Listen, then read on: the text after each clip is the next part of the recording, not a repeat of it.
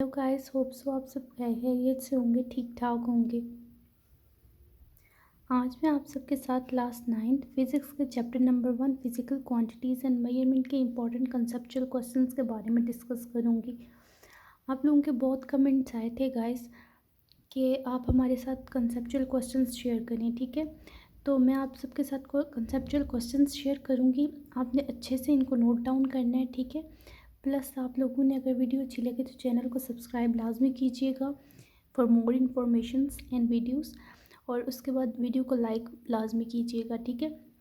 उसके बाद सबसे पहले आपने क्या करना है, एक काम मैंने आपको देना है। वो ये काम है कि सबसे पहले आपने कमेंट सेक्शन में अपना बोर्ड मेंशन करना है कि आप कौन से बोर्ड से बिलोंग करते हैं, ठीक है। जो KPK वाले हैं वो KPK बोर्ड लिखें, जो बलूचिस्तान बोर्ड है वो बलूचिस्तान, एंड पंजाब फेडरल कौन से बोर्ड से आप बिलोंग करते हो, ठीक है। तो हम स्टार्ट करते हैं।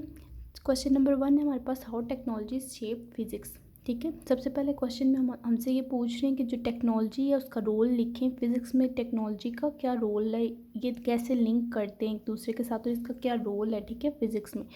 उसके लिए फ़िज़िक्स को बनाने में, यानी फ़िज़िक्स की शेप में, ठीक है। तो उसके बाद हमने इस सबसे पहले क्या लिखना है, एग्जांपल के साथ हमने इस आंसर को मेंशन करना है, ठीक है। तो सबसे पहले हमने लिखना है कि देखें फ़िज़िक्स और जो टेक्नोलॉजी है वो एक दूसरे के साथ क्लोजली रिलेट करते हैं, ठीक है। कैसे रिलेट करते हैं, ताहम ये जो वैल्यूज़ हैं दो, यानी टेक्नोलॉजी और ये जो दो टर्म्स हैं फ़िज़िक्स से डिफरेंट हैं, ठीक है। एक ब्रांच है और एक टेक्नोलॉजी, सिंपल आपने वर्ड यूज़ किया है, ठीक है। ये डिफरेंट वर्ड्स हैं लेकिन एक दूसरे के साथ रिलेट कर रहे हैं। कैसे रिलेट कर रहे हैं, by the laws and principles of physics, ठीक है। देखिए, दुनिया में जो भी चीज़ हो रही है, जो भी काम हो रहा है, ठीक है, वो किसी ना किसी प्रिंसिपल के तहत हो रहा है, ठीक है। तो जो प्रिंसिपल हैं, लॉज और प्रिंसिपल्स, वो किसके हैं, फिज़िक्स के बनाए हुए हैं, ठीक है। जो टेक्नोलॉजी है वो भी अपने प्रिंसिपल्स को, वो भी इन्हीं फिज़िक्स के लॉज को और प्रिंसिपल्स को अपने पर्पसेस में यूज़ कर रहा है। जैसे कि एग्जांपल में हमारे पास क्या है, रेफ्रिजरेटर है, जो इसमें कौन सा लॉ यूज़ हो रहा है फिज़िक्स का, कौन सी ब्रांच यूज़ हो रही है, थर्मोडायनामिक्स, ठीक है। इसी तरह इलेक्ट्रिक जो मोटर्स होती हैं, फर्दर अगर आप वो लिखने चाहें एग्जांपल में तो वो भी लिख सकते हैं, वो भी फिज़िक्स की ब्रांचेस से ही यूज़ हो रही हैं, फिज़िक्स की एप्लीकेशंस हैं। उसके बाद नेक्स्ट क्वेश्चन है, physics and biology are consider different branches of science, how physics link with biology. तो सिंपल सी बात है, फिज़िक्स और बायोलॉजी जो हैं ये क्लोजली रिलेट करते हैं एक दूसरे से। कैसे रिलेट करते हैं, फिज़िक्स के प्रिंसिपल के थ्रू, ठीक है।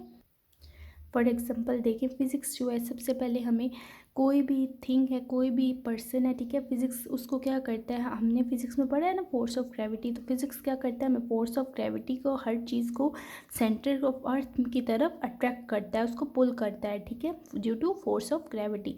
तो फिज़िक्स क्या करता है, बेसिकली हमें कंसेप्ट प्रोवाइड करता है इंस्ट्रूमेंट्स बनाने के लिए मेडिकल एप्लीकेशंस में भी, ठीक है। जैसे बायोलॉजी में कैसे लिंक कर रही है फिज़िक्स के साथ, क्योंकि जैसे देखें, जैसे बायोलॉजी में बहुत सारी टर्म्स यूज़ होती हैं, बहुत सारे इंस्ट्रूमेंट्स यूज़ होते हैं, जैसे CT स्कैन, ठीक है। उसके बाद MRI और लेज़र सर्जरीज़, ठीक है। ये 3 टर्म्स है, इसके अलावा भी काफ़ी सारी यूज़ होती हैं, ठीक है।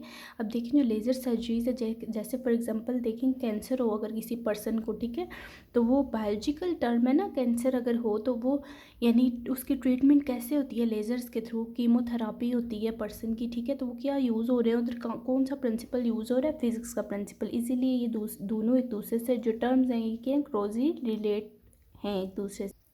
इसी तरह नेक्स्ट क्वेश्चन है हमारे पास, वाई आर मेजरमेंट्स इंपॉर्टेंट, के मेजरमेंट्स इंपॉर्टेंट क्यों होती हैं, ठीक है।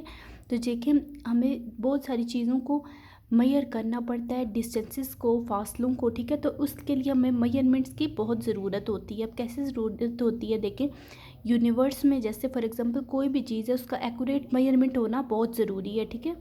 उसका एक्यूरेट हमें पता होना बहुत ज़रूरी है। फॉर एग्जांपल अगर हम कहें कि देखें, लाहौर से कराची तक का डिस्टेंस है, हमें पता है, कराची से मुल्तान तक का डिस्टेंस है, हमें पता है, तो वो कैसे पता है, बाय मेजरमेंट। अगर हमारे पास मेजरमेंट ही नहीं होंगी एक्यूरेट, तो हमें कैसे पता चलेगा कि मेजरमेंट है ही नहीं, तो हमें कैसे पता चलेगा कि लाहौर से जो मुल्तान का है वो कितना डिफरेंस है, ठीक है, कितना फासला है। तो इसलिए मेजरमेंट्स जो हैं वो बहुत ज़रूरी हैं। ये कहाँ पे बेसिकली यूज़ होती हैं, इंडस्ट्रीज़ में यूज़ होती हैं, कंस्ट्रक्शंस के लिए। जैसे कि कंस्ट्रक्शन का कोई काम हो रहा होता है तब हमें पता होता है कितना मेजरमेंट का इंपॉर्टेंट रोल है मैन्युफैक्चरिंग में। उसके अलावा इंजीनियरिंग में ये चीज़ें बहुत ज़रूरत होती हैं, ठीक है। उसके बाद नेक्स्ट क्वेश्चन है हमारे पास, why area is derived quantity. Area derived quantity क्यों है? तो हमें पता है कि एरिया जो है वो ड्राइव क्वांटिटी है, क्योंकि एरिया जो है वो दो बेस क्वांटिटीज से मिलकर बनता है, इसीलिए एरिया ड्राइव क्वांटिटी है। एरिया का फॉर्मूला क्या है? Basically length multiply by width, L multiply by W. तो हमें पता है जो लेंथ है वो बेस क्वांटिटी है, और एरिया जो है दो दो प्रोडक्ट है किनका, दो बेस क्वांटिटीज़ का, ठीक है। तो दैट्स वाई एरिया जो है वो क्या है? ड्राइव क्वांटिटी है। उसके बाद नेक्स्ट क्वेश्चन है हमारे पास, name any 4 derived units and write them as base units. हमने क्या करना है? 4 ड्राइव यूनिट्स लिखनी है और उनको बेस यूनिट्स में भी लिखना है, ठीक है। तो इसका क्या आंसर होगा हमारे पास? तो इसको कैसे लिखना है देखिए, एरिया, वॉल्यूम, वेलोसिटी और एक्सेलरेशन, ये हमारे पास 4 ड्राइव क्वांटिटीज़ हैं, ठीक है। इनके ड्राइव यूनिट्स कैसे बनेंगे? एरिया का जो है मीटर स्क्वायर है, m2, m⁻², वॉल्यूम का मीटर क्यूब है, या इसको आप m⁻³ भी बोल सकते हैं, वेलोसिटी का ms-1 और एक्सेलरेशन का ms-2, ठीक है। उसके बाद क्या करना है देखें, एरिया का जो बेस यूनिट है इसको मीटर स्क्वायर बनाने के लिए हमने कैसे, बेस यूनिट से 2 मीटर बने मिले हैं तो उसके बाद ही ये बना है, ठीक है, m मल्टीप्लाई बाय m, ठीक है। उसके बाद दूसरा जो वॉल्यूम है मीटर क्यूब है, m मल्टीप्लाई बाय m, ठीक है। इसी तरह जो वेलोसिटी है उसका ms-1 है तो मीटर ओवर s, ठीक है। तो ये क्या होगा? ms-1। देखें m डिवाइडेड बाय s है ना, तो m ओवर ऊपर जाएगा जब s, तो क्या होगा? अभी डिवाइड हो रहा है, जब ऊपर जाएगा तो क्या हो जाएगा? s अभी पॉजिटिव में, s माइनस में चला जाएगा तो ms-1। इसी तरह जो एक्सलेरेशन ms-2 कैसे हमारे पास बना? मीटर ओवर ऊपर होगा ओवर 2s, जब डिवाइड हो रहे हैं नीचे, ठीक है। जब ऊपर ये जाएंगे तो ये अभी पॉजिटिव में, ऊपर जाके नेगेटिव में हो जाएंगे तो -2, ms-2, ठीक है। नेक्स्ट क्वेश्चन है हमारे पास, ओके। तो नेक्स्ट क्वेश्चन है हमारे पास, why in physics we need to write in scientific notation. Physics में जो कुछ क्वांटिटीज़ ऐसी होती है जिनको हम साइंटिफिक नोटेशन की फॉर्म में लिखते हैं, तो हम क्यों लिखते हैं, ठीक है। तो फिजिक्स में बेसिकली हम कुछ टर्म्स ऐसी होती हैं जिनको हम साइंटिफिक नोटेशन की फॉर्म में लिखते हैं, क्यों? बिकॉज इसलिए रीज़न ये है कि कुछ वैल्यूज़ हमारे पास बहुत लार्ज आ जाती हैं और कुछ वैल्यूज़ हमारे पास बहुत स्मॉल आती हैं, ठीक है। तो ईजीली उनको हम जब डेसिमल फॉर्म में लिख लेते हैं तो उससे हमें पता चल जाता है कि वो उसकी टर्म क्या है, ठीक है। देखिए बहुत जो लंबी वैल्यू होगी, फॉर एग्जांपल 64000, अगर 24 तो हम इतनी बड़ी वैल्यूज़ को तो नहीं लिख सकते ना। और अगर कोई टर्म जैसे बहुत बड़ी वैल्यूज़ में आप देख लें, मैथ्स ऑफ अर्थ है, ये बहुत बड़ा है, ठीक है। तो उसको आप इन फॉर्म ऑफ बड़ी बिग वैल्यू नहीं लिख सकते, ठीक है। तो इसी तरह मैस ऑफ इलेक्ट्रॉन जो है वो छोटा है, ठीक है, बहुत कम है उसका मैस ऑफ इलेक्ट्रॉन, तो वो उस तरह से भी आप उसको वैल्यू को कंप्लीट नहीं लिख सकते, ठीक है। तो इस तरह जब आप डेसिमल की फॉर्म में, साइंटिफिक नोटेशन की फॉर्म में लिखते हैं तो आपको इजीली पता चल जाता है, ठीक है। तो इसको कैसे बेसिकली यूज़ कैसे करते हैं, ये बहुत ही सिंपल वे में यूज़ हो जाता है। कैसे यूज़ होता है कि जब हम कोई भी वैल्यू को साइंटिफिक नोटेशन में लिखते हैं तो हमें इजीली वैल्यू की समझ आ जाती है कि ये कितनी वैल्यू है, ठीक है। उसके बाद नेक्स्ट क्वेश्चन हमारे पास है, how we find the volume of small pebble with the help of measuring cylinder. के वॉल्यूम फाइंड करना है एक स्मॉल पेबल का, पेबल मीन्स स्टोन, एक स्मॉल स्टोन का हमने वॉल्यूम फाइंड करना है मेजरिंग सिलेंडर की हेल्प से। तो ठीक है। तो ये हमने कैसे फाइंड करना है? हमने सबसे पहले वाटर लेना है एक मेजरिंग सिलेंडर में, उसका वॉल्यूम हमने नोट करना है VI वाटर का। हमने एक हमने उसका वॉल्यूम नोटिस करना है, ठीक है, जो कि इनिशियल वाटर का वॉल्यूम है, ठीक है, सिलेंडर में। अब हमने क्या करना है, पेबल को हमने एक थ्रेड के साथ भी बांध लेना है, ठीक है। तो उसका हमने वॉल्यूम नोटिस करना है, वो हमारे पास फाइनल वॉल्यूम होगा, ठीक है। सबसे पहले उसको पानी में डालने, पहले हमने सबसे पहले क्या किया, मेजरिंग सिलेंडर लिया, उसमें पानी डाला, उसको इनिशियल वॉल्यूम को हमने नोट कर लिया। फिर उसमें एक पेबल लिया, एक स्टोन लिया स्मॉल, उसको थ्रेड से टाई करके उसमें इमर्स्ड करना है, उसके बीच में डालना है। तो उसके बाद क्या होगा, वहाँ पे हमने वॉल्यूम नोट करना है जो कि फाइनल वॉल्यूम होगा, ठीक है।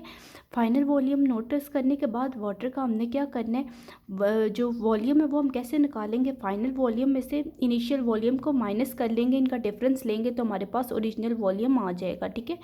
तो नेक्स्ट क्वेश्चन है हमारे पास, what is least count, how can least count of screw gauge and vernier caliper is define. Least count की डेफिनेशन लिखनी है और स्क्रू गेज और वर्नियर कैलिपर की लीस्ट काउंट को डिफाइन करना है। ठीक है, तो हमारे पास सबसे पहले लीस्ट काउंट क्या होती है, स्मॉलेस्ट वैल्यू होती है जो कि हम कोई भी मेजरिंग इंस्ट्रूमेंट से मेजर करते हैं, उसकी स्मॉलेस्ट वैल्यू क्या होती है, लीस्ट काउंट उसकी होती है।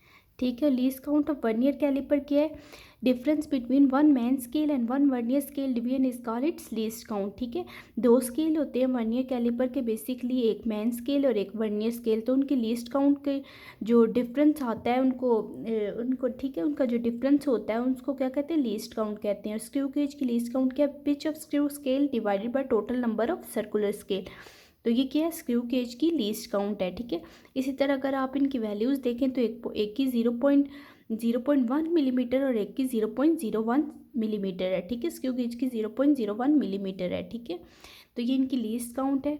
होप सो आपको सारा समझ आ गया होगा क्वेश्चंस की। अगर आपको अभी भी समझ नहीं आई तो आप कमेंट सेक्शन में कमेंट करके बताएं। ठीक है, मैं आपको खुद आंसर करूँगी कमेंट्स का। तो वीडियो अच्छी लगी हो तो चैनल को सब्सक्राइब लाजमी कीजिएगा, वीडियो को लाइक कीजिएगा। थैंक्स फॉर वॉचिंग, अल्लाह हाफिज़।